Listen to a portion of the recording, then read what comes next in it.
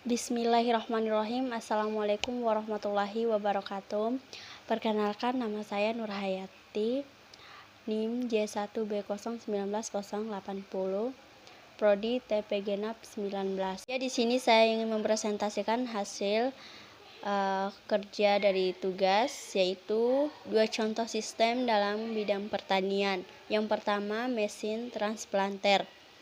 Transplanter padi merupakan teknik penanaman menggunakan alat modern dengan hamparan proses penanaman cepat dan efisien.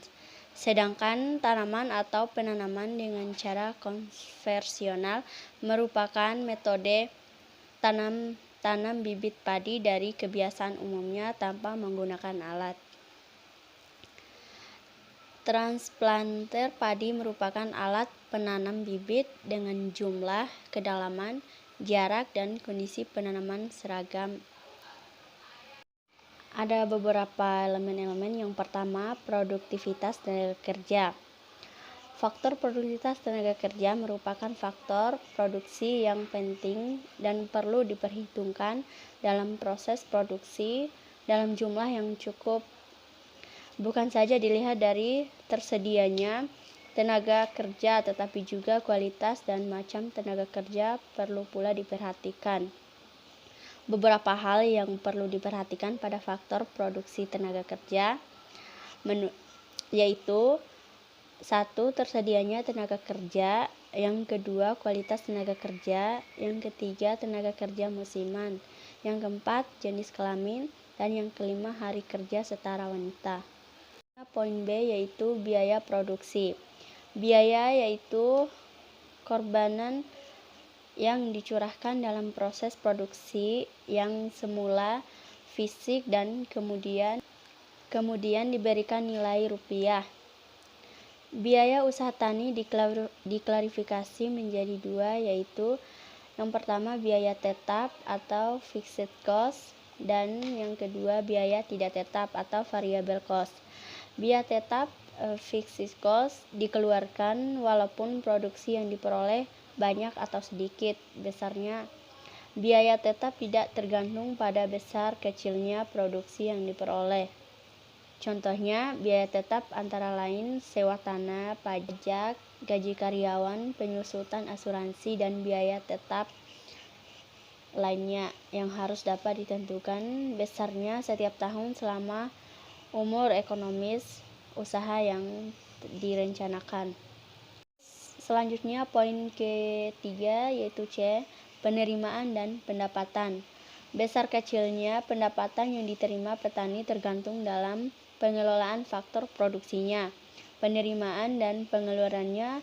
Beberapa ukuran pendapatan antara lain penghasilannya kerja usaha tani yang diperoleh dari penghasilan kerja dibagi dengan jumlah tenaga kerja yang digunakan. Yang pertama, penghasilan usaha tani per satuan unit tenaga produktif diperoleh dengan membagi penghasilan kerja dengan jumlah kerja produktif. Yang kedua, penerimaan per investasi modal digunakan untuk mengukur investasi pada usaha tani. Yang ketiga yaitu persentase penerimaan dari investasi modal diperoleh dari penerimaan bersih dibagi dengan rata-rata investasi awal dan akhir usaha.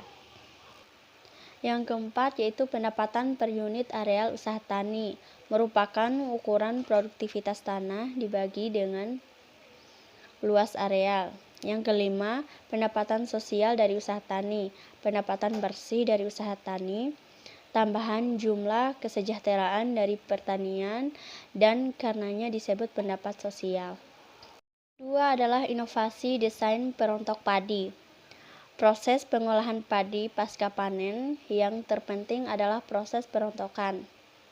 Perontokan adalah proses melepaskan butiran gabah dari jerami dengan cara menyisir atau membanding pada benda yang lebih keras atau dengan menggunakan mesin perontok.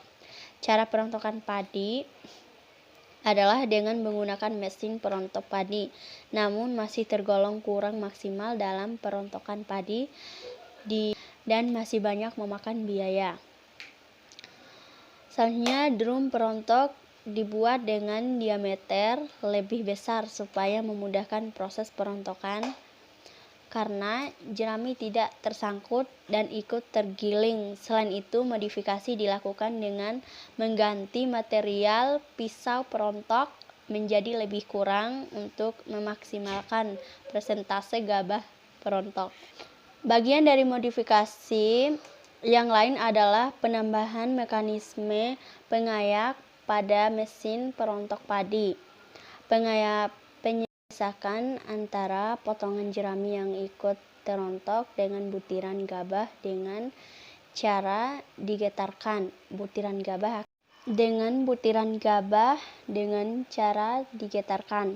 Butiran gabah akan jatuh ke bawah melewati ayakan dan potongan jerami akan terhubung ke samping dengan dorongan blower. Mungkin ini saja yang dapat saya sampaikan dan presentasikan. Apabila ada kekurangan mohon dimaafkan. Lebih dan kurangnya saya mohon maaf. Wabillahi taufiq wal hidayah. Wassalamualaikum warahmatullahi wabarakatuh.